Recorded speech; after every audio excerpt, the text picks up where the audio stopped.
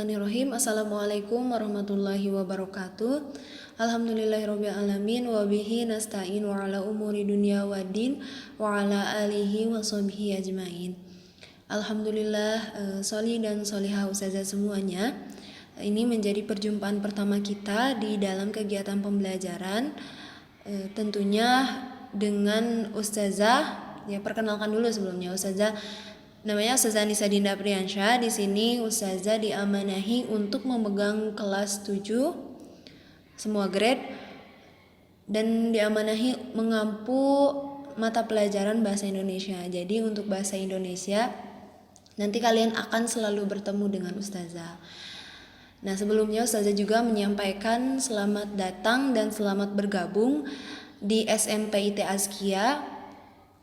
Yang ustazah harapkan dan juga pastinya orang tua kalian harapkan ketika masuk di SMP IT dan belajar di SMP IT Azkia, itu kalian menjadi pribadi yang lebih baik dalam segala hal, tentunya entah itu dalam sikap, nanti dalam kegiatan pembelajaran gitu, menjadi manusia yang lebih bermanfaat, yang sangat bermanfaat gitu untuk seluruh umat tentunya ya, amin ya robbal alamin. Nah, tadi sudah perkenalan singkat.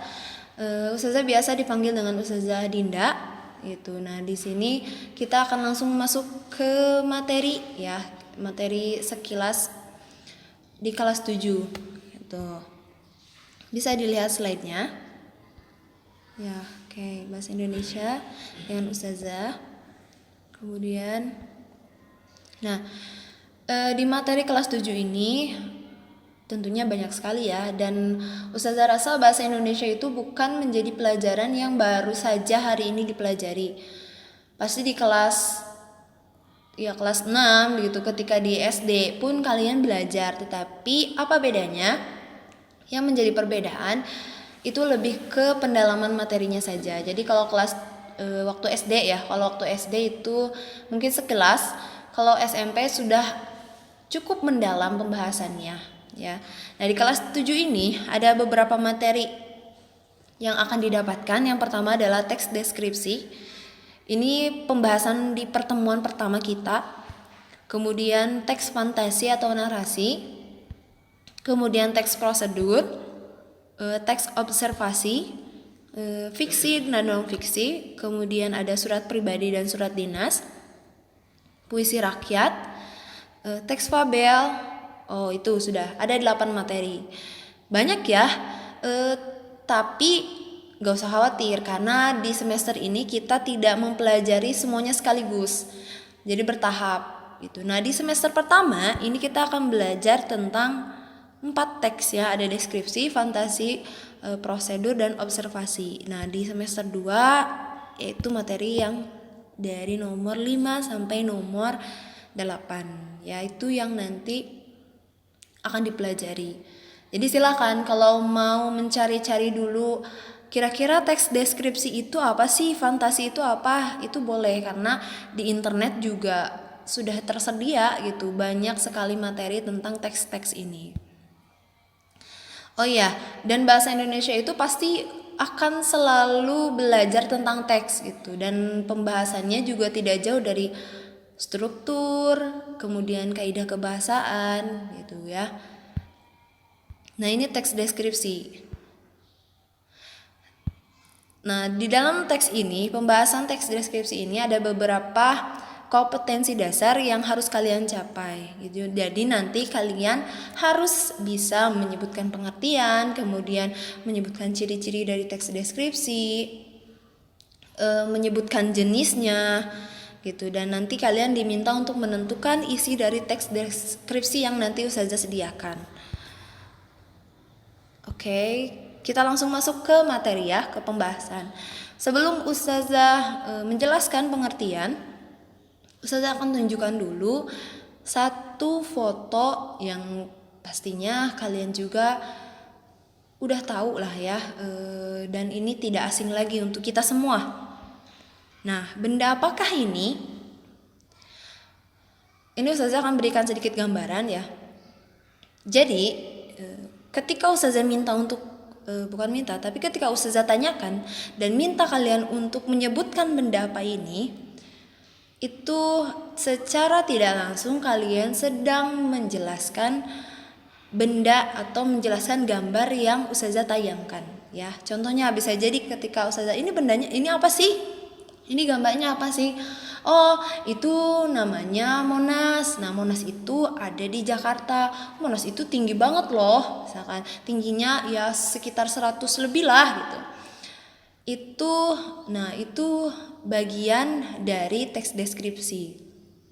Jadi bisa dibayangkan ya, teks deskripsi itu apa sih sebetulnya? Atau misalkan gini, ketika kalian diminta atau ditanya oleh teman kalian, rumah kamu di mana sih? Patokannya apa sih? Gitu kan.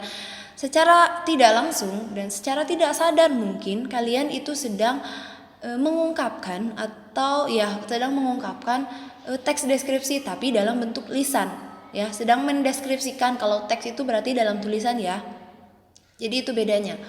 Kalau ketika ustazah sebutkan teks deskripsi pasti tulisan, tapi ketika diminta mendeskripsikan bisa dengan tulisan atau bisa dengan lisan. Nah, sekarang kita lihat apa pengertian dari teks deskripsi. Tadi udah tahu ya deskripsi itu apa. Karena biasanya gini, ketika ditanya teks deskripsi itu apa sih?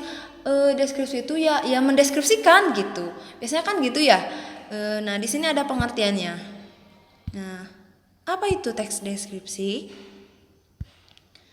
Nah, pengertiannya di sini. Nah, menurut KBBI, KBBI ini menjadi kamus yang wajib dimiliki ketika belajar bahasa Indonesia ya, karena nanti ketika meminta untuk menyebutkan pengertian tentunya atau mencari arti kata, itu KBBI sangat berfungsi. Jadi usahakan harus menginstal di handphone itu, karena nggak berat kok, nggak banyak kok kapasitasnya gitu. Oke, kemudian itu. Nah, menurut KBBI, deskripsi itu artinya pemaparan atau penggambaran dengan kata-kata secara jelas dan terperinci. Itu ya. Jadi ketika ditanya, apa itu teks deskripsi? Menjelaskan secara rinci suatu benda atau suatu hewan atau apapun lah gitu. Jadi pemaparan atau penjelasan secara rinci dengan kata-kata. Oke, nah secara global atau secara umum pengertiannya bisa dibaca: sebuah paragraf yang menjabarkan secara jelas peristiwa, objek atau tempat yang dalam bacaan tersebut menjadi topik pembaca gitu. Jadi itu ya pengertiannya. Itu kenapa di bold sama ustazah, kenapa ditebalkan kata-katanya, kalimatnya. Itu kata kuncinya yang harus kalian hafalkan ya. Jadi tidak hanya orang, tidak hanya benda gitu, tapi peristiwa pun bisa dideskripsikan dengan jelas. Misalkan bagaimana suasana pantainya, kemudian bagaimana suasana kelas, bisa juga dengan mendeskripsikan kepribadian teman. Itu juga termasuk ke dalam deskripsi. Ya, itu pengertiannya. Kemudian kita masuk ke apa ini? Tujuan dari teks deskripsi. Buat apa sih? Kan nggak penting. Kata siapa nggak penting gitu? Justru ya tadi tanpa sadar sebetulnya kita sedang belajar mendeskripsikan gitu, sedang belajar teks deskripsi gitu. Yang tujuannya yaitu menggambarkan objek dengan cara memerinci, dengan cara terperinci ya, objek secara subjektif atau melukiskan kondisi objek dari sudut pandang penulis. Itu. Jadi ketika kalian diminta untuk mendeskripsikan, itu maksud dari melukiskan kondisi dari sudut pandang penulis. Kemudian yang kedua, menggambarkan atau melukiskan secara rinci dan penggambaran sekonkret mungkin suatu objek, suasana, atau perasaan.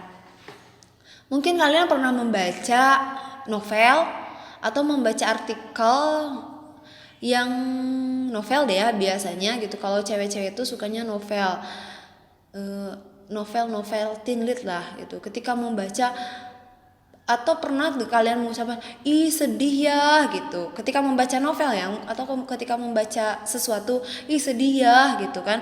Nah itu secara tidak langsung berarti penulis berhasil menggambarkan perasaan di dalam cerita gitu. Atau misalkan ketika dideskripsikan sebuah rumah gitu, padahal kalian nggak lihat, kalian nggak tahu rumahnya seperti apa, terus tiba-tiba kalian bilang wah mewah dong rumahnya, wah hebat ya kayaknya berjuta-juta. Itu kan berarti kenapa akhirnya kamu bisa mengatakan seperti itu, berarti penulis berhasil mendeskripsikan atau menggambarkan objek itu, menggambarkan objek sehingga muncullah kata-kata wah bagus ya, wah mewah ya gitu. Nah kemudian yang ketiga adalah objek yang dibicarakan pada teks deskripsi bersifat khusus gitu. Oke, kemudian bagaimana tapi apa sih ciri-ciri dari teks deskripsi ya, ciri-ciri isinya. Yang pertama itu karangan deskripsi menggambarkan atau melukiskan sesuatu ya tadi ya. Ini juga bisa menjadi perbedaan kalau kalian tidak bisa atau belum bisa membedakan dari teks-teks yang lainnya. Misalkan apa sih bedanya teks deskripsi sama observasi gitu, atau misalkan dengan teks yang lainnya lah ya. Ini ciri-cirinya. Yang pertama ya tadi melukiskan atau menggambarkan sesuatu. Kemudian yang kedua dia memberikan gambaran jelas, secara jelas dan rinci itu, dan melibatkan kesan indera. Ya kesan indera apa aja ya, itu pasti sudah tahu lah, sudah pernah dibahas ya. Kemudian yang keempat menjelaskan ciri-ciri objek, warna, ukuran, bentuk, keadaan sesuatu secara terperinci. Misalkan laptop Ustazah itu warna merah, warna putih warna hitam. Namanya Toshiba gitu. Itu kan memerinci warnanya gitu. Ukurannya ya sekitar kecil lah seukuran laptop gitu, atau disebutkan angkanya. Itu juga bisa. Jadi secara terperinci. Atau ketika kalian diminta untuk mendeskripsikan handphone kamu apa sih namanya, speknya gimana, RAM-nya berapa gitu kan. Itu memberikan informasi secara jelas kepada pembaca ya, atau kepada lawan bicara. Kemudian membuat pembaca atau pendengar merasakan seperti merasakan atau mengalami sendiri ya. Tadi contohnya ketika kalian membaca novel, ih seneng ya ternyata, atau ih sedih ya, ih mengharukan. Itu tadi memberikan kesan seolah-olah si pembaca atau pendengar itu merasakan apa yang ditulis oleh penulis. Nah, sekarang kita masuk ke jenis dari teks deskripsi. Ada apa saja sih dalam deskripsi itu? Nah, yang pertama itu ada deskripsi spasial, yang kedua ada deskripsi objektif, yang ketiga ada deskripsi subjektif. Jadi cuma 3 ya. Apa perbedaan dari ketiga teks tersebut? Ya. Yang pertama spasial itu paragraf yang dibuat berdasarkan ruang dan waktu. Nah, artinya dalam paragraf ini kamu bisa menjelaskan suatu ruangan itu dari berbagai penjuru. Entah itu dari luar, dari dalam, dari atas mungkin, atau bahkan dari bawah gitu. Jadi kamu bisa memberikan penjelasan secara rinci, lebih rinci lagi. Ya tadi. Nah, jenis-jenis barang hingga tata letaknya tadi ya.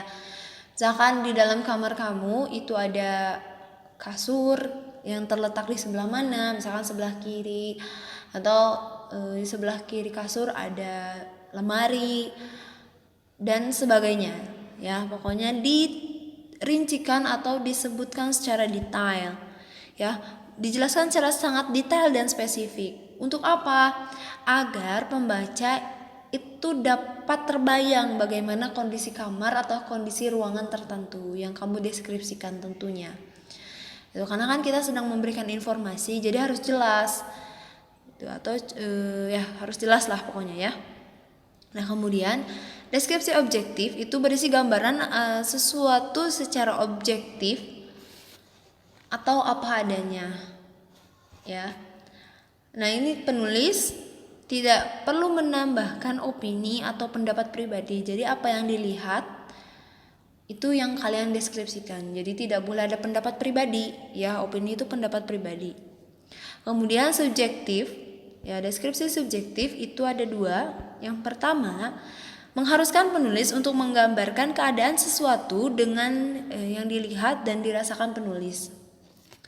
Nah, kalau ini berbeda dengan objektif atau lawan dari objektif tadi, ya. Kemudian yang kedua, boleh menuliskan pendapat atau opini pribadi. Kalau tadi objektif itu tidak boleh, ya.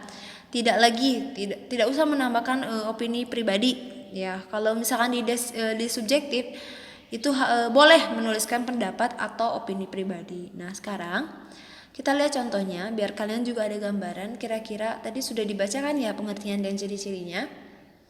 Sekarang Ustazah akan sediakan teks, kemudian silakan ditebak kira-kira itu termasuk ke dalam spasial, subjektif atau objektif.